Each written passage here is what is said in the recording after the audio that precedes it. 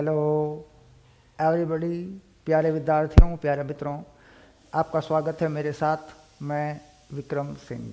Okay, हम पढ़ रहे हैं सदिश राशियों के बारे में। और सदिश राशियों के बारे में अब तक जो वीडियो या जो क्लासेस हमने करी हैं उसमें हमने क्या किया है कि सदिश राशियाँ, वेग का सदिश, विस्थापन का सदिश, स्थिति का सदिश, सदिश राशियों का जोड़ना, सदिश राशियों का घटाना, सदिश राशियों का जो प्रयोग है यानी जो उनका अनुप्रयोग है, ये कह सकते हैं सदिश राशियों का अनुप्रयोग है भौतिक विज्ञान में। देखिए, गणितीय विधि है सारी की सारी, क्योंकि ये मामला गणित का है, मैथमेटिक्स का मामला है। तो भौतिक विज्ञान में हम गणित को जब लागू करते हैं, जब उसे हम उपयोग करते हैं भौतिक विज्ञान में गणित का, तो उसमें क्या होता है कि हमने जोड़ना, घटाना, गुणा करना ये सब चीज़ें सीखी हुई हैं, लेकिन जो फिजिकल सिचुएशन है यानी जो भौतिक अवस्थाएं हैं उनके अनुसार ही वो हो पाता है।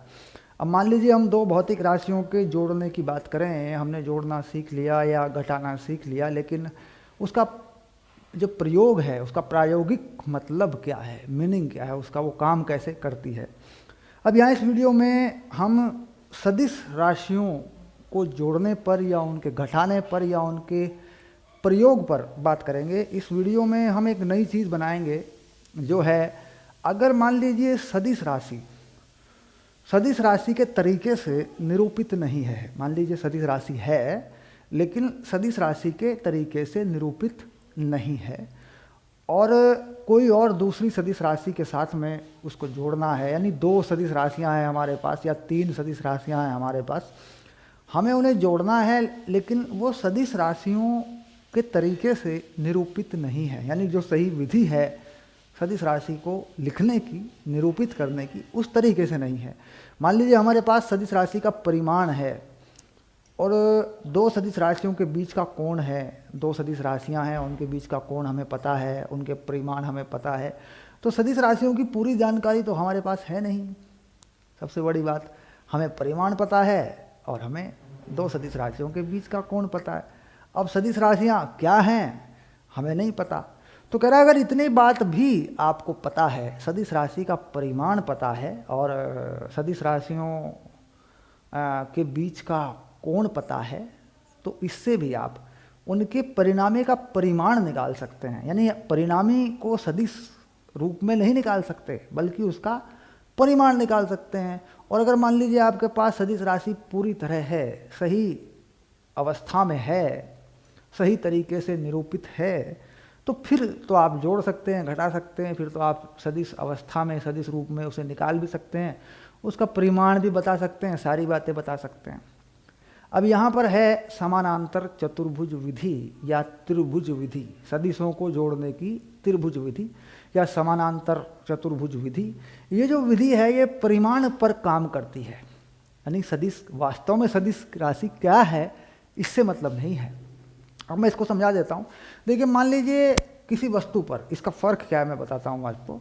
मान लीजिए कोई वस्तु रखी हुई है और किसी वस्तु पर लगा हुआ बल, ये बल F जो है, अब ये मान लीजिए कहता है कि जो F है, F का परिमाण है 10 न्यूटन। तो क्या मिल रहा है? केवल परिमाण मिल रहा है हमें, और कुछ नहीं मिल रहा। दूसरे तरीके से कहता है कि F जो है सदिश राशि है, अगर या, ऐसे लिख देते हैं बीच में या, ठीक। अब सदिश राशि है, कहता है ये इस तरीके से 5i cap plus 3j cap plus 8k cap Newton. तो देखिए, इस बात में और इस बात में बहुत फर्क है, क्योंकि ये केवल परिमाण है, इसमें दिशा के बारे में कुछ नहीं पता। तो हम इस अकेली सदिश राशि का परिमाण हमें पता है, तो हम इसके अलावा इसमें और कोई जानकारी इसके अलावा हम इसमें दे नहीं सकते, और इस जानकारी से हम कुछ ज़्यादा चीज़ें पता भी नहीं कर सकते। लेकिन अगर सदिश राशि पूरी तरह निरूपित है, देखिए हम इससे क्या कर सकते हैं, हम इसका परिमाण निकाल सकते हैं, हम ये बता सकते हैं कि ये बल x अक्ष पर कितना है, 5 न्यूटन है, y अक्ष पर 3 न्यूटन है, या जैसे भी है। और हम इसकी दिशा भी बता सकते हैं, हम इसका दिशा सदिश भी बता सकते हैं। तो मान लीजिए सदिश अवस्था में कोई राशि है तो उसमें तो सारी चीज़ें आप बता सकते हैं, लेकिन मान लीजिए केवल परिमाण है, तो परिमाण है और दो सदिश राशियां हैं, तो उनका जो परिणामी है बस वो निकल सकता है। एक राशि से वो कितने कोण पर है ये भी निकल सकता है। सदिश में कुछ भी नहीं निकलेगा, सदिश रूप में कुछ नहीं निकलेगा, केवल परिमाण निकल पाएंगे। तो पहचानना देखो सरल है, मैं 2 उदाहरण देता हूं आपको।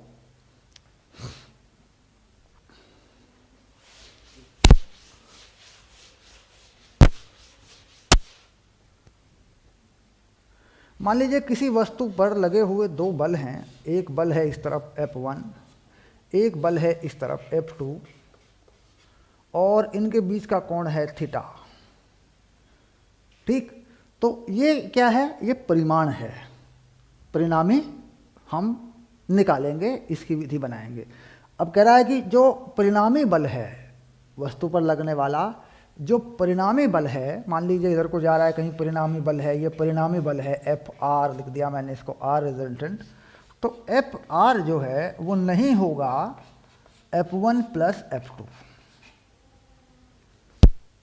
नहीं होगा ऐसा, क्योंकि पता करना पड़ेगा कितने कोण पर है और इसका एक सूत्र बनाना पड़ेगा। तो कुल मिलाकर मामला परिमाण पर है, क्योंकि सदिश राशि का केवल परिमाण पता है और उनके बीच का कोण पता है। अब अगर मैं दूसरी तरफ देखूं, ऐसे ही एक उदाहरण बनाऊं, इधर f बना दूं सदिश में, ये f बना दूं 2i cap plus 3j cap, और दूसरा कोई और f बना दूं सदिश में f2, ये बना दूं 5i cap minus 3j cap.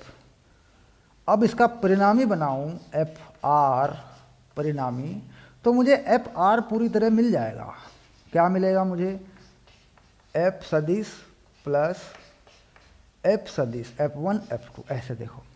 तो ये बात सच है, ये बात सच है, ये सही है। तो इससे मैं क्या निकाल पाऊंगा, मैं परिणामी निकाल लूँगा, परिणामी का परिमाण निकाल लूँगा, उसकी दिशा निकाल लूँगा, क्योंकि मेरे पास सदिश रूप में है। तो ये तो आप पढ़ चुके हैं कि इस तरह वेक्टर को जोड़ा जाता है, घटाया जाता है, ये तो इससे पीछे के वीडियो में हम पढ़ चुके हैं। हमें यहाँ इस चीज़ को पढ़ना है, जब परिमाण ज्ञात हों, उनके बीच का कोण ज्ञात हो, तो हम कैसे निकालेंगे, क्या क्या चीज़ें हम निकाल सकते हैं, सीधी सी बात ये है। अब हम इस चीज़ पर काम करेंगे। समानांतर चतुर्भुज विधि जो है, सदिशों के परिमाण ज्ञात करने की त्रिभुज विधि या समानांतर चतुर्भुज विधि, ऐसे लिखते हैं। ठीक, तो लिख देंगे 2 सदिशों का परिमाण ज्ञात करना। 2 सदिशों के परिणामी का परिमाण ज्ञात करना है ना, 2 सदिशों के परिणामी का परिमाण ज्ञात करना, सदिशों के परिणामी का परिमाण ज्ञात करना, ये हो गई बात। ठीक,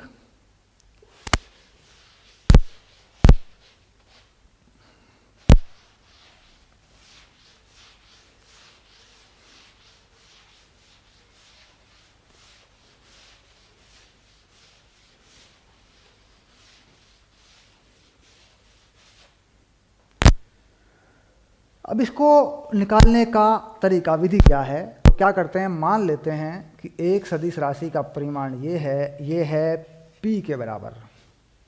ठीक, और इससे थीटा कोण पर दूसरी सदिश राशि काम करती है जो है q के बराबर, और दोनों के बीच का कोण है थीटा। तो ये जो लंबाइयाँ हैं ये इनके परिमाण को बताती हैं, यानी इस सदिश की जो लंबाई है यहाँ पर वो इसके परिमाण को बताती है। अगर ग्राफ पे देखें, आरेख पे देखें, तो ये लंबाई बताती है परिमाण को। ठीक, ऐसे ही ये है q, दूसरे किसी सदिश का परिमाण है, दोनों के बीच में कोई कोण है थीटा, है ना। अब इस समानांतर चतुर्भुज को पूरा कर दें अगर ऐसे, यूँ बिल्कुल ऐसे, इस तरीके से यूँ, तो देखिए ये क्यू है तो ये भी क्यू के बराबर हो जाएगा ऐसे। ठीक, तो बीज गणितीय विधि या ज्यामितीय विधि, ज्यामिति के अनुसार ऐसा कह सकते हैं, ये चीज़ काम करती है ऐसे। अब ये जो परिणामी है देखो, ये परिणामी यहाँ आएगा, इसको लिख देते हैं आर। तो आर इनका परिणामी है, परिणामी का परिमाण मिलेगा हमें केवल। अब मान लीजिए हम इस त्रिभुज को पूरा कर लें, इसे एक समकोण त्रिभुज बना लें ऐसे यूँ, और नाम बता दें, इसे बता दें ए, इसे बता दें बी, इसे बता दें सी। ठीक, तो बड़ी सरलता से हम पता लगा लेंगे कि ए बी सी एक समकोण त्रिभुज है। ए बी सी एक समकोण त्रिभुज है। ठीक, अब इसमें पाइथागोरस प्रमेय के अनुसार, यानी भुजाओं की लंबाइयों के वर्गों का योग बराबर होता है कर्ण की लंबाई के वर्ग के योग के। ठीक, तो अब लिख देंगे ए बी का वर्ग बी सी का वर्ग बराबर होगा ए सी का वर्ग।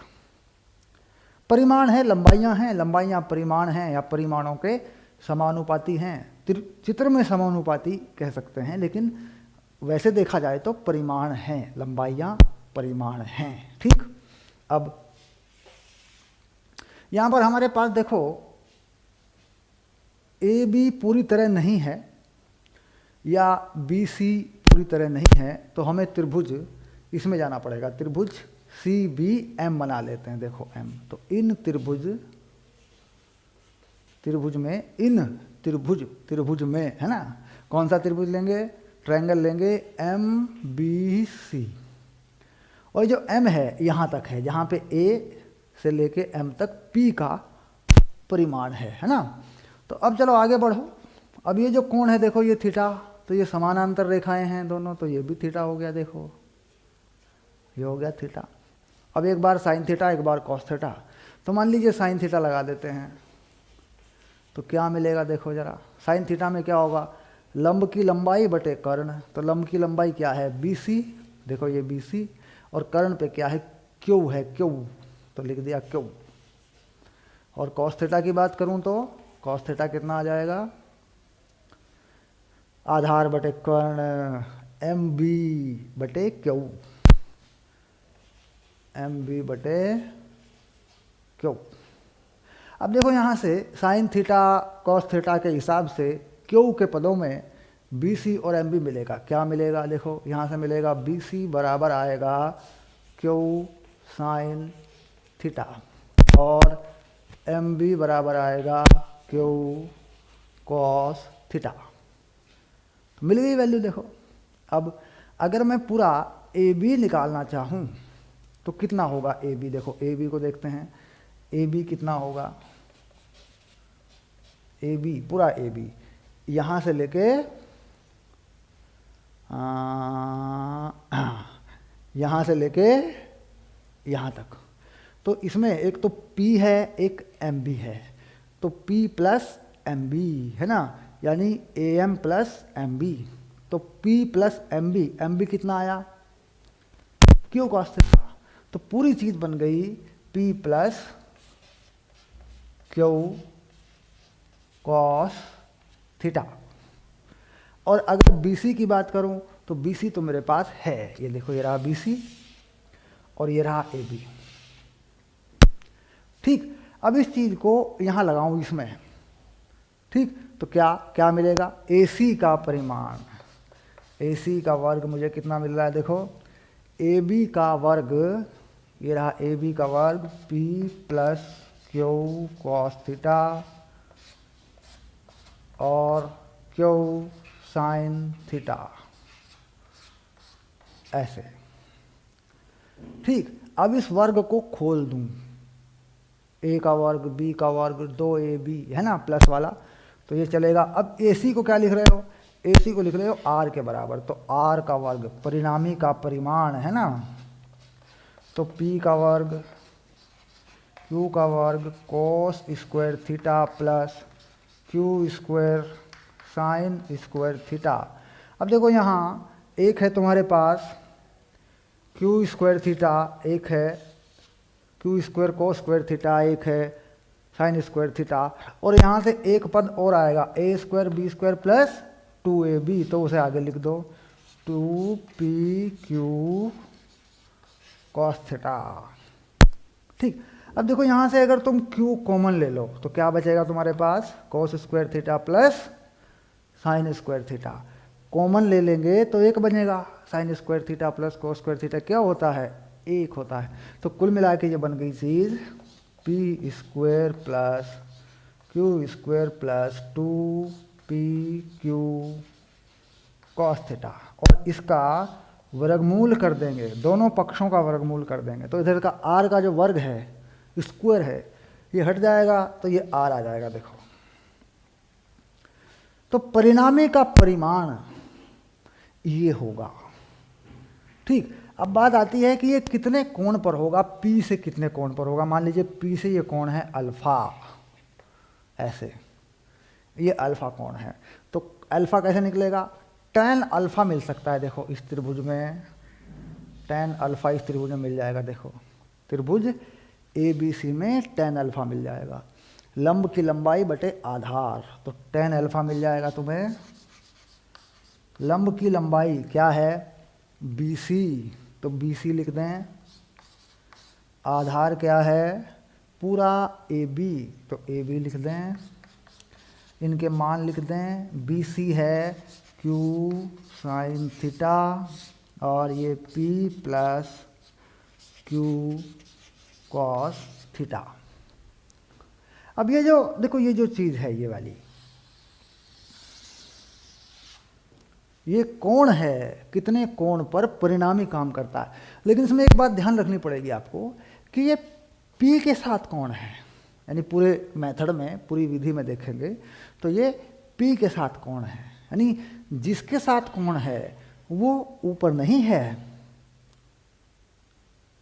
जिसके साथ कोण है वो ऊपर नहीं है। मान लो P के साथ कोण है तो Q साइन थीटा है ऊपर और P नीचे और प्लस में Q कॉस थीटा नीचे है। कुल मिलाकर इस त्रिभुज को देखने से पता चलता है, कहीं ऐसा ना कर दें कि हम बदल देते हैं कि मान लीजिए हमें इधर से कोण निकालना है परिणामी का, तो देखना पड़ेगा, इसको लगाना पड़ता है विधि को ध्यान से कि भाई जिसके साथ परिणामी का कोण निकाल रहे हैं वो ऊपर नहीं है,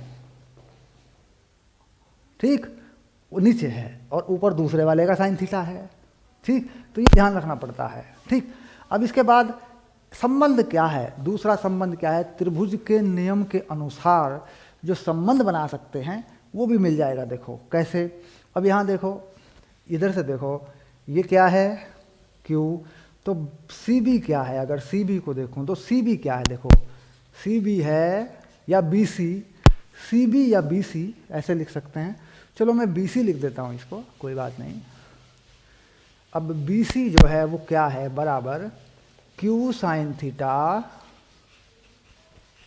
इस त्रिभुज में देखा जाए तो Q साइन थीटा है, और अगर पूरे त्रिभुज में देखा जाए ऐसे यूँ देखा जाए, है ना, तो क्या है R cos, R sine alpha भी है। देखो R साइन अल्फा, ABC में R कर्ण और कोण के सामने की लंबाई BC, तो ये R साइन अल्फा भी है ऐसे। ठीक, अब एक चीज ये है, ऐसे मिल सकता है, देखो है ना, इससे क्या मिलेगा तुम्हें, Q और R थीटा और अल्फा में रिलेशन मिल जाएगा। अब इसके बाद ये जो कोण है ये वाला, ये कितना बनेगा, देखो ये बनेगा 180 माइनस थीटा, और साइन में 180 माइनस थीटा साइन थीटा ही होता है। ठीक, तो यहाँ क्या लिख सकते हो, यहाँ लिख सकते हो Q साइन 180 माइनस थीटा, ये भी बराबर होगा R साइन अल्फा के, तो ये भी हो सकता है। देखो ठीक, तो इससे क्या पता चलता है कि कोण के सामने की भुजा, देखो Q और आर, आर के नीचे मान लीजिए इस कोण को रख दूं, ठीक, तो आर के सामने वाला कोण आर के नीचे, और अगर क्यू की बात करूं तो क्यू के सामने वाला कोण क्यू के नीचे, क्योंकि ये कोण किसके सामने वाला है, अल्फा। देखो क्यू के सामने वाला कोण है अल्फा। यानी अगर किसी त्रिभुज की बात करूं तो अब बड़ी सरलता से बता दूंगा मैं कि मान लीजिए ये है P,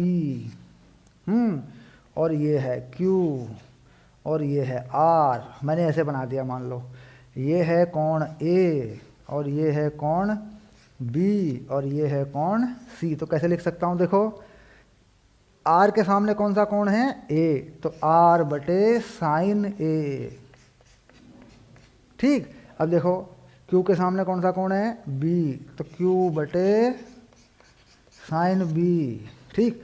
P के सामने कौन सा कोण है, C, तो P बटे साइन C। देखो ये है त्रिभुज का अनुपात का नियम, रेशियो का नियम है। और ये कैसे फाइनल किया, यहाँ से फाइनल किया, Q साइन 180 माइनस अल्फा, ठीक। अब देखा जाए अगर इस 180 माइनस थीटा है ना, तो R के नीचे क्या ले आएंगे, R साइन 180 माइनस थीटा, तो R के नीचे क्या आ गया, देखो साइन 180 माइनस थीटा, तो R के सामने का कोण आ गया, R के नीचे R के सामने का कोण आ गया। और अगर Q की बात करेंगे, Q के नीचे किसको लाएंगे, साइन अल्फा को, है ना, तो Q के नीचे कौन आ गया, साइन अल्फा, तो Q के सामने का कोण क्या है, अल्फा। इसी प्रकार अगर अपनी तरफ से कोई त्रिभुज बना लें, ये वाला कोई भी त्रिभुज बना लें, ठीक, और इस पर ये चीज़ ऐसे काम कर रही हो, कैसे, जैसे मान लो ऐसे काम करें, देखो ऐसे काम करें यूँ, ठीक, और परिणामी जो है उसका परिणामी बना दें, मान लो परिणामी इस तरीके से बना दें कि P प्लस Q है ना, P प्लस, हाँ ऐसे कर दें, ऐसे, तो P प्लस R ऐसे बनेगा। देखो P plus R equal to Q, तो क्या नियम रहेगा, P plus R equal to Q। ऐसे देखते हैं, देखो वेक्टर में, वेक्टर का नियम ऐसे रहेगा, ऐसे दिशाएं रहेंगी, P plus R equal to Q, ठीक। तो ये कर सकते हैं, ये किसी भी त्रिभुज में जिसमें सदिश राशियां इस प्रकार काम करती हैं उसमें ये साइन का नियम लागू हो जाता है, ठीक। अभी हमने क्या देखा, कैसे ये चीज़ काम करती है और ये कितने कोण पर होती है। अब इसका उदाहरण लेते हैं, देखो उदाहरण लेते हैं।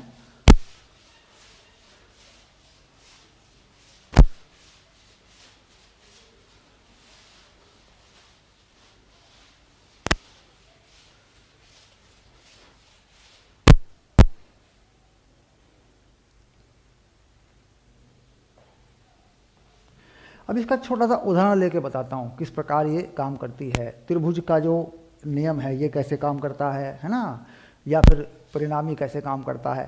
कह रहा है कि एक छत से, मान लीजिए ये छत है ना, दो डोरियां लगाकर, दो डोरी हैं, एक डोरी ये लगा दी इधर से, एक डोरी इधर से लगा दी, मान लो ये लगा दी, दूर से लगा देता हूँ ऐसे।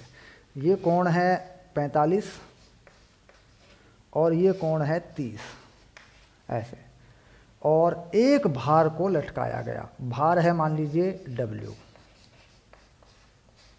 इस डोरी में तनाव है T1, इसमें तनाव है T2, ठीक। कहता है भार जो है संतुलन की अवस्था में है, संतुलन का मतलब रुक गया है, वहीं पे लटक गया है, चल नहीं रहा है। इसका मतलब ये होता है अगर कोई रुक गया है यहीं पे, भार यहीं पे लटका हुआ है, यहीं पे रुक गया, तो इसका मतलब ये है कि ये इस पर परिणामी बल शून्य है। तो परिणामी बल शून्य है तो इसका मतलब सारे बल संतुलन में है। ऊपर के दो बलों का यानी जो तनाव है, टेंशन है, का परिणामी भार के बराबर है।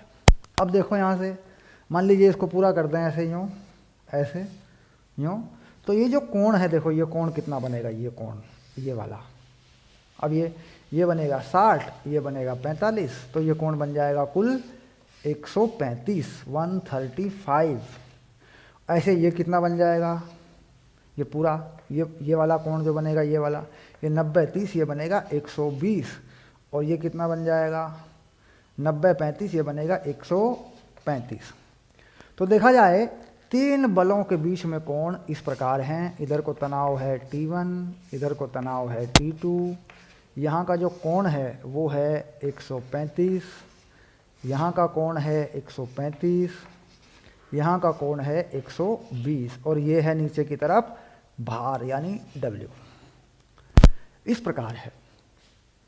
अब क्या है, अगर हम त्रिभुज के नियम से देखना चाहते हैं, अगर हम त्रिभुज के नियम के अनुसार देखना चाहते हैं इसको, तो इनको इस प्रकार लगा सकते हैं कि इन दोनों का परिणामी ये है। अब मान लीजिए परिणामी बनाते, देखो ये है T1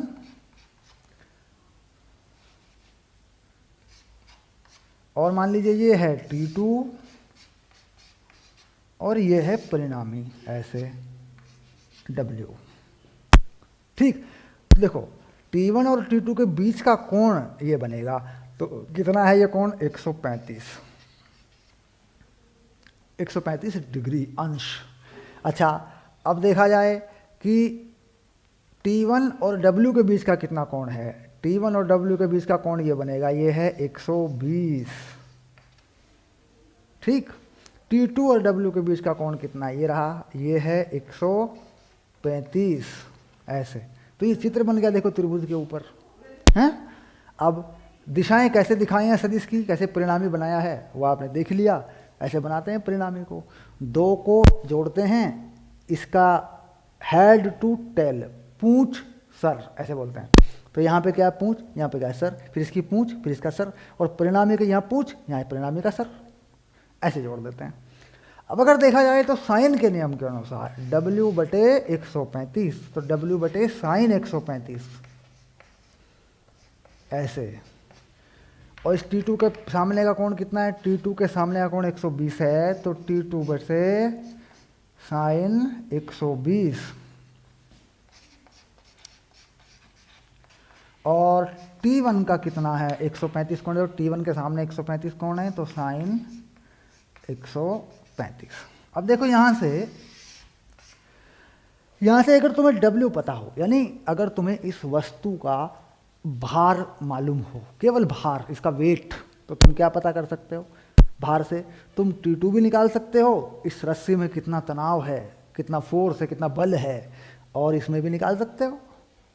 ठीक, तो लग गया आसानी से। संतुलन की अवस्था में, यानी जब परिणामी बल शून्य है। परिणामी बल शून्य होने का मतलब क्या है, T1 T2 ने इतना बल लगा दिया कि W यानी भार के प्रभाव को निरस्त कर दिया, यानी परिणामी बल को शून्य कर दिया। तो संतुलन की अवस्था में, है ना, ऐसे कहा संतुलन की अवस्था में। तो ये देखो मैंने एक ऐसा उदाहरण देके बताया जो कि इस साइन के अनुसार हल हो जाता है। ठीक, सामान्यतया इसका प्रयोग बलों पर ही होता है, ध्यान रखें, इसका प्रयोग जहाँ भी होगा बलों पर ही होगा। संतुलन की अवस्था में बल कैसे लगे हैं इस तरीके से ढूंढ के आपको उसे हल करके बलों के मान निकालने होंगे। ठीक, अब लेता हूँ एक और उदाहरण जो इस बात पर, यानी इसका जो परिणामी है उस पर काम करता है।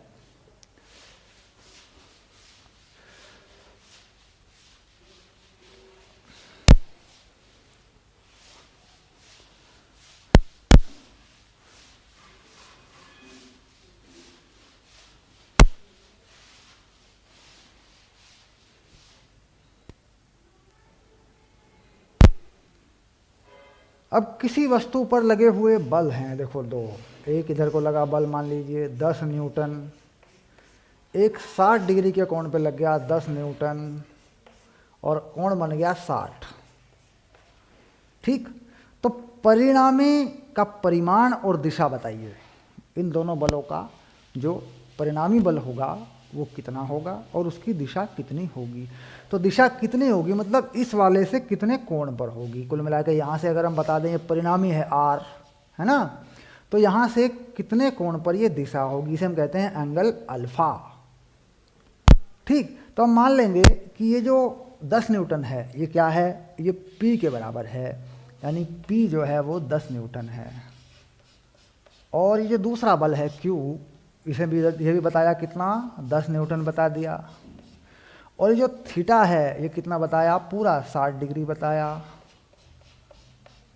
ऐसे। और क्या निकालना है, अल्फ़ा निकालना है और आर निकालना है। ये दो बातें निकालनी हैं। ठीक, तो सिंपली आप लगाओ, फार्मूला लगा दो, आंसर आ जाएगा। तो परिणामी पहले निकाल ले, तो आर पहले निकालते हैं। मान लीजिए तो क्या फार्मूला था, पी का वर्ग Q square 2pq cos theta और इसका वर्गमूल स्क्वायर रूट।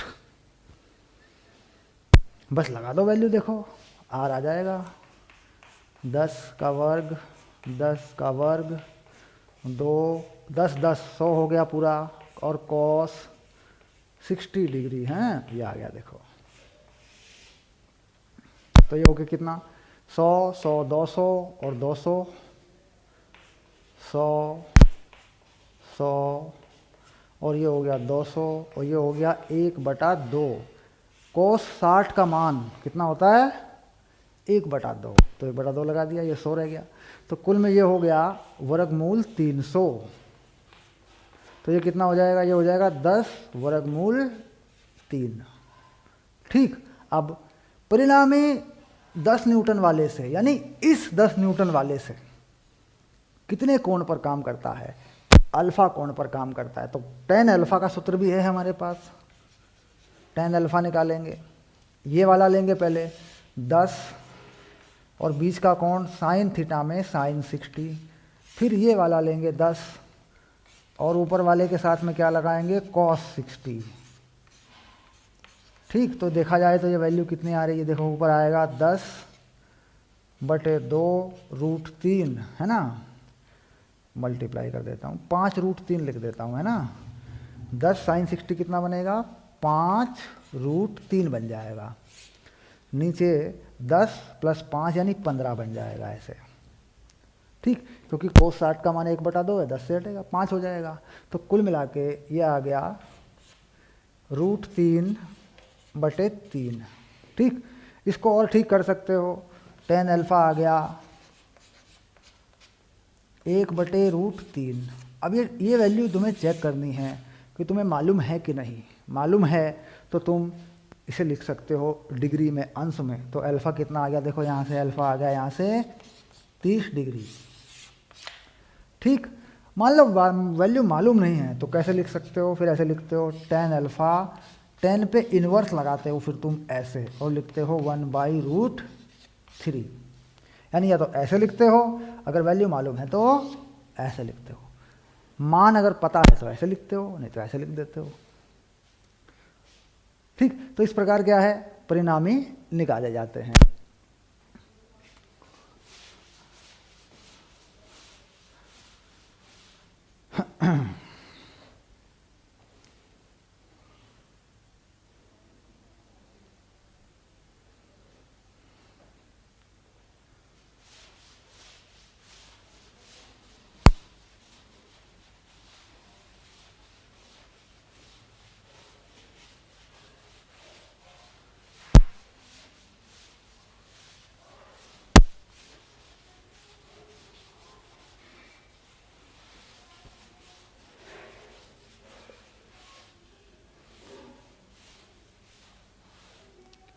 अब बात करते हैं कि घटता कब है। जैसे अभी हमने कहा कि मान लीजिए एक सदिश है हमारे पास P और एक है Q और ये कोण है थीटा। ठीक, तो जब तक थीटा 0 से 90 तक है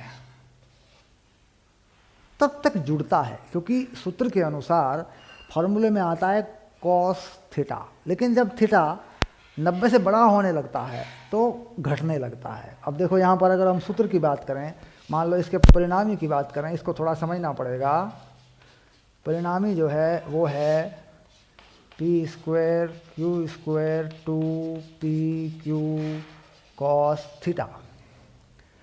अगर ये चीज़ 90 है तो ये पूरी वैल्यू 0 हो जाएगी, तो क्या होगा परिणामी, p² + q² हो जाएगा।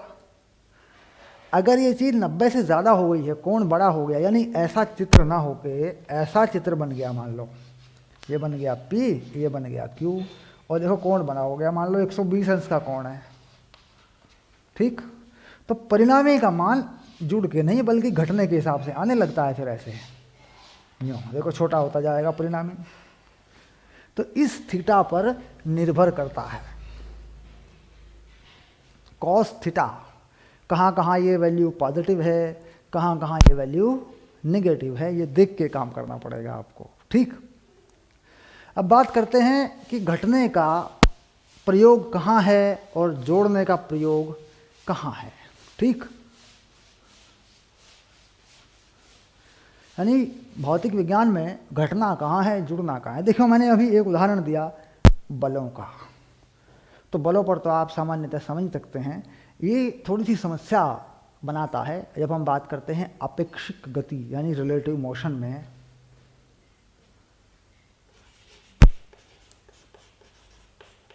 आपेक्षिक गति में ये थोड़ा सा कन्फ्यूज़न पैदा करता है। हालांकि आपेक्षिक गति का पूरा वीडियो मिलेगा, मैं लेकिन यहाँ आपको थोड़ी सी इसकी जानकारी दे दूँ कि ये जोड़ना या घटाना कैसे काम करता है। ठीक, अब मान लीजिए हम दो वस्तुओं की गति के बारे में सोच रहे हैं। दो रोड है मान लीजिए, ये यहाँ एक कार जा रही है इस तरीके से जा रही है, इसकी UA इस दिशा में है इसका वेग, और दूसरी कार जा रही है मान लो इस तरफ, ये है UB।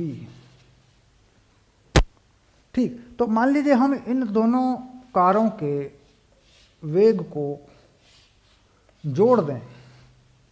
मान लीजिए हम इन दोनों कारों का इन U और UA का परिणामी निकालने की बात करें, यहाँ पर परिणामी हो जाएगा, मान लो वो हो जाएगा UR। ठीक, तो हमारे लिए ये बेकार है। हम क्या करेंगे, परिमाण, वेग का परिमाण जोड़ के हमें कुछ मिलने वाला नहीं है। हमें क्या मिलेगा, यहाँ पर काम आती है घटाना, क्योंकि जो अपेक्षिक गति होती है उसमें घटता है वेग, तो यहाँ पर काम करेगा इसका घटना। अब घटना है मतलब इस कार का वेग इसमें से घटना है मान लो। ठीक, तो ये वेग इधर की तरफ हो जाएगा, इसकी दिशा बदल दी जाती है, ऐसे घटेगा। यानी देखा जाए या तो UA माइनस UB होगा, ठीक, या UB माइनस UA होगा। ठीक, आपेक्षिक वेग इस तरीके से होगा। तो जोड़ने का काम नहीं बल्कि घटाने का काम है। ठीक, तो इसी प्रकार देखना पड़ता है कहाँ पर जोड़ने का काम है, कहाँ पर घटाने का काम है। अब जोड़ने का काम कहाँ पर है, ये तो घटाने की बात की मैंने आपेक्षिक गति में। जोड़ने का काम कहाँ पर है, अगर देखें तो मान लीजिए पानी बह रहा है, ये पानी बह रहा है, नदी के पानी का वेग कितना मान लिया, U मान लिया। ऐसे आगे की तरफ नदी बह रही है मान लो, ऐसे यूँ ऐसे। ठीक, और कोई व्यक्ति नाव लेकर के इसमें यूँ जा रहा है, इस तरफ को जा रहा है। ये क्या है, ये है नाव। इस तरफ को ये अपनी तरफ से अपना वेग दे रहा है, यानी ये परिणामी नहीं है, अपनी तरफ से ये चला रहा है इस दिशा में। तो कुल मिलाकर ये नाव किस दिशा में जाएगी, इधर को हो गया पानी का वेग, इधर को हो गया नाव का, तो ये नाव इस दिशा में जाएगी। ठीक, तो जोड़ यहाँ जुड़ेगा, दोनों वेग का परिणामी प्राप्त होगा, घटेगा नहीं। ये अपेक्षिक गति नहीं है। अपेक्षिक गति का मतलब एक पे बैठकर दूसरे को देखें, ये कैसा है, यहाँ वेग का जोड़ना होगा, यानी यहाँ पर v प्लस u होगा, यानी यहाँ पे होगा सीधे सीधे v प्लस u या u प्लस v, है ना, ऐसे। ये होगा परिणामी वेग, रिजल्टेंट या परिणामी वेग होगा जिस दिशा में ये नाव चलेगी। क्यों, क्योंकि पानी आगे की तरफ बहा के ले जाएगा और ये इस दिशा में चलने की कोशिश करेगा। तो हमें देखना पड़ेगा किस सवाल में या किस तरह सदिशों का जोड़ना या उनका घटाना काम करता है। सवाल को देख करके पहले हमें वो सारी चीज़ें पढ़नी पड़ेंगी, सारी विधियां पढ़नी पड़ेंगी कि इस मामले में वेग जुड़ेंगे या घटेंगे, है ना। तो खैर ये वीडियो क्या था, ये वीडियो था जो समानांतर चतुर्भुज है, परिणामी ज्ञात करने का जो तरीका है और वो कैसे काम करता है, मैंने इस वीडियो में बताया आपको। बाकी बाद में जब ये अध्याय पूरा होगा तो आंकिक प्रश्नों का अभ्यास हम करेंगे। आंकिक प्रश्नों का अभ्यास वो सारे मैं कराऊंगा। एनसीईआरटी पाठ्य पुस्तक के सारे हल कराऊंगा मैं आपको। ठीक है, ठीक है, मिलते हैं अगले वीडियो में। बाय।